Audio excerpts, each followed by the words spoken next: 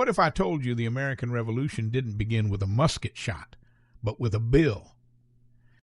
After defeating France in the French and Indian War, Great Britain had become the world's most powerful empire. But there was one problem.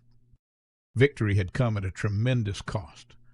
Britain was drowning in debt, and its leaders believed the American colonies should help pay the bill. That decision would change history forever. When the French and Indian War ended in 1763, Britain had gained vast new territories across North America. It was a military triumph. But the war had nearly doubled Britain's national debt. The British government also faced the expensive task of defending its expanded territory and maintaining thousands of soldiers in North America. Parliament believed it was only fair that the colonies contribute to these costs. Many people in Britain agreed. Many colonists did not. Before Parliament even raised taxes, it made another controversial decision. King George III issued the Proclamation of 1763, which prohibited colonial settlement west of the Appalachian Mountains. The British hoped to reduce conflict with indigenous nations by limiting westward expansion. Many colonists were furious. Some had fought during the war expecting to settle those very lands. Instead, they found the frontier closed. Trust between Britain and its colonies began to erode. In 1764, Parliament passed the Sugar Act. It taxed imported sugar, molasses, and other goods. British officials also increased efforts to stop smuggling.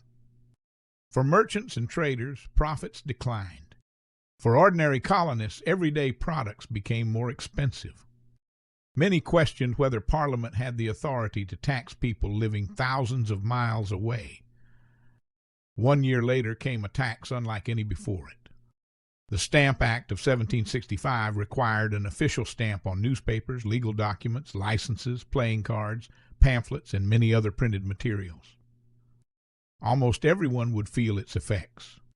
Lawyers, printers, merchants, even ordinary families. The response was immediate. Crowds protested. Tax collectors resigned. Merchants organized boycotts of British goods. Across the colonies, a powerful new phrase spread: no taxation without representation.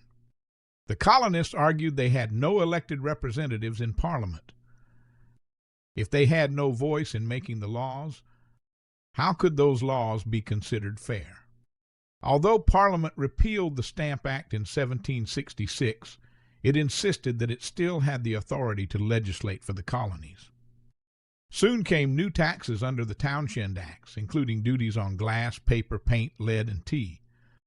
Once again, protests erupted. Merchants refused to import British goods. Communities organized resistance. Tensions continued to grow.